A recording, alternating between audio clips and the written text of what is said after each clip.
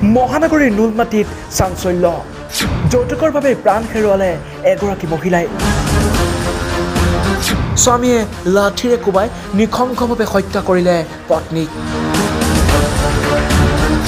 নুনমাটিৰ গীতা মন্দিৰৰ পানীপথত সংঘটিত হ'ল এই চাঞ্চল্যকৰ ঘটনাটো গুৱাহাটীৰ নুনমাটি থানাৰ এলেকাৰ গীতা মন্দিৰৰ সমীপৰ পানীপথত সংঘটিত হৈছে এটা চাঞ্চল্যকৰ ঘটনা যৌতুক নিদিয়াৰ বাবে স্বামী লাঠিৰে কোবাই নৃশংসভাৱে হত্যা কৰিলে পত্নীক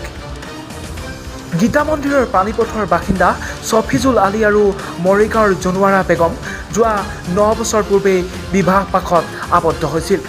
আৰু বিয়াৰ পিছত তেওঁলোকৰ সংসাৰলৈ আহিছিল দুটি পুত্ৰ সন্তান পেছাত গাড়ী চালক সফিজুল আলীয়ে নিতৌ সুৰাপান কৰি আহি যৌতুক বিচাৰি পত্নী জনুৱাৰা বেগমক অকথ্য নিৰ্যাতন চলাবলৈ আৰম্ভ কৰে আৰু যোৱা 3 মাৰ্চতো জনুৱাৰাক সুৰাপান কৰি উপৰ্যুপৰি প্ৰহাৰ কৰিছিল সফিজুল আলীয়ে সফিজুলৰ প্ৰহাৰত গুৰুতৰভাৱে আহত হৈছিল জনুৱাৰা বেগম আৰু গুৰুতৰভাৱে আহত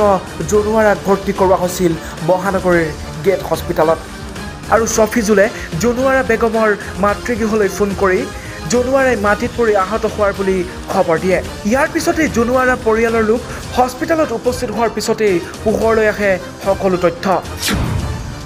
আনহাতে অধিক ৰক্তপাত হোৱাত জনুৱাৰা বেগমৰ স্বাস্থ্যৰ অৱনতি ঘটাত গণেশগুৰিৰ এডভান্স নিউৰো ছায়েন্স হস্পিটেলত সংকটজনক অৱস্থাত ভৰ্তি কৰোৱায় আৰু অৱশেষত জনুৱাৰা বেগমে বিগত 3 দিন ধৰি ICUত মৃত্যুৰ সৈতে যুঁজি বুধবাৰে শেষ নিশ্বাস ত্যাগ কৰে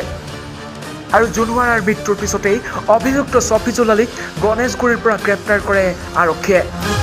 সফিজুল আলী তেওঁ নিজৰ পৰিবাৰক মাৰপিট কৰি পেলাই গুৰুতৰভাৱে জখম কৰিলে তাৰপিছত তেওঁলোকে গেট হস্পিটেলত এডমিট কৰিলে গেট হস্পিটেলৰ পৰা তেওঁ মানে বেছি চিৰিয়াছ হৈ যোৱাত তেওঁলোকে তাৰ পৰা লৈ গৈছিলে এডভান্স নিউৰো ছায়েন্স হস্পিটেল তাতে ডিছপুৰত এডমিট কৰিলে যোৱাকালি ডক্টৰে তেওঁক মৃত বুলি ঘোষণা কৰিছে মোৰ লগত আমি গণেশগুৰিৰ পৰা গৈ পেলাই